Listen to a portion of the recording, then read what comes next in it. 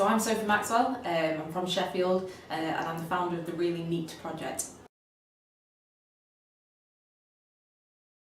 My journey really began when I was 4 years old. My stepfather was abusive and I lived with him for 10 years.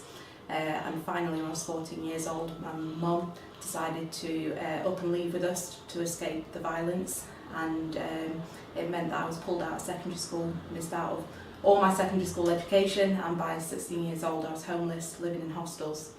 Missing out on so much of my education. When I became homeless at age 16, I was really very lost. I think I had absolutely no idea how to look after myself at 16 years old, and something quite tragic happened to me.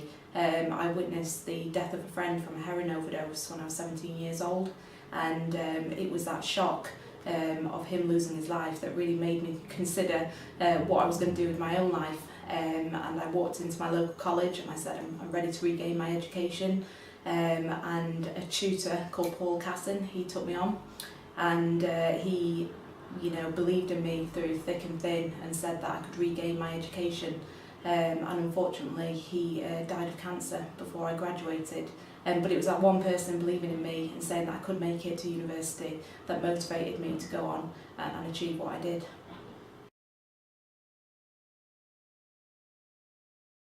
A lot of it was getting out quite a lot of the emotion of what happened to me in the past. The first person that really had listened and talked through what happened with me. And then I think it just sparked that kind of passion in me, thinking if someone can face death like Paul was and input into my life, then I really wanted to give back to society myself and go on and almost do what Paul did in a way. So I think I was very lucky to meet Paul. And so I went on to graduate in 2009 at Sheffield Hallam University, and it was ready for me to start to give back, and that's when I set up the Really NEET Project. In the early stages of the Really NEET Project, I didn't really know what I wanted to do. All I knew was that I wanted to make a difference.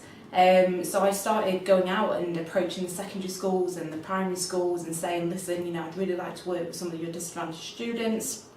I'll run a project, I'll do athletics coaching, I'll do sport, whatever it is, I just want to work with young people that are struggling. And I approached some of the most disadvantaged schools in the city, and one of the schools said, love your story, love where you've come from, and I think it's brilliant that you want to make a difference. Would you be up for teaching Maths and English GCSE to our excluded students?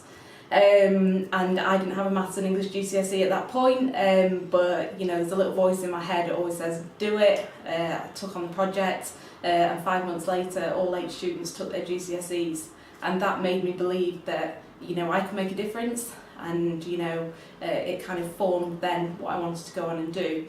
After running 26 back-to-back projects, winning 2 National Crisis Changing Lives Awards from the charity Crisis, recognising that I was a homeless young person and I changed my life around, that kind of made me start to really believe and that I could make a difference in life.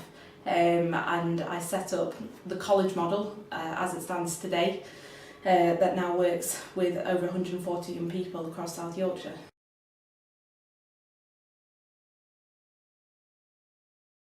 Somebody once told me about Theseus and the Minotaur, the Greek myth, and that Theseus was dumped in this labyrinth and he had to escape the Minotaur that was chasing him all over the place, and he didn't know the way out.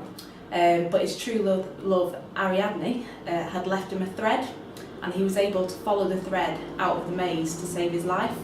And a mentor that told me this also told me that there is Ariadne threads everywhere in life, and sometimes they're very thin and we can't see them, and we don't realise they're there, but there is actually a way out of every single situation in the world.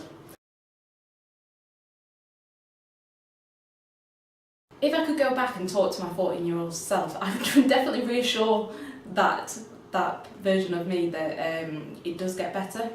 I think, I was so lost at the time. I had no school around me, no family support, no friends, and I think I was incredibly isolated. and didn't believe that I had a future. So I would say to my 14-year-old self that stick with it, because you know it does turn around, and you know if you're prepared to put yourself out there and try and make a difference, your whole world can change in an instant.